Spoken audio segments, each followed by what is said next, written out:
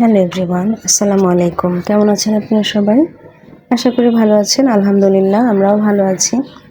তো আজ আপনাদের সাথে একটা কথা শেয়ার করতে আসলাম। সেটা হচ্ছে আমার বাচ্চা বা সবার বাচ্চাই, সবার মায়েরাই চায় বাচ্চাদেরকে একটু নিত্য নতুন খাবার দিতে এবং পুষ্টিকর খাবার দিতে।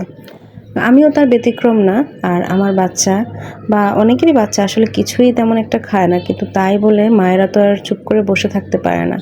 মায়েরা অনেক কিছুই ট্রাই করে যে কোনটা রেখে কোনটা খায়, যদি বাচ্চা একটু খায়।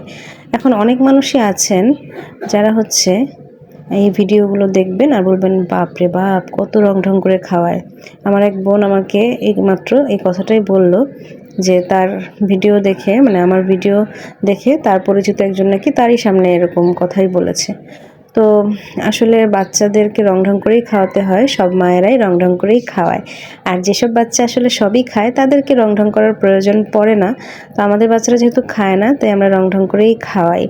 তো আমার ওই বোনকে ধন্যবাদ যে আমাকে এই কথাটা বলার জন্য, নাহলে তো আমি জানতেও পারতাম না যে আসলে মানুষের মনের মধ্যে কত কি থাকে।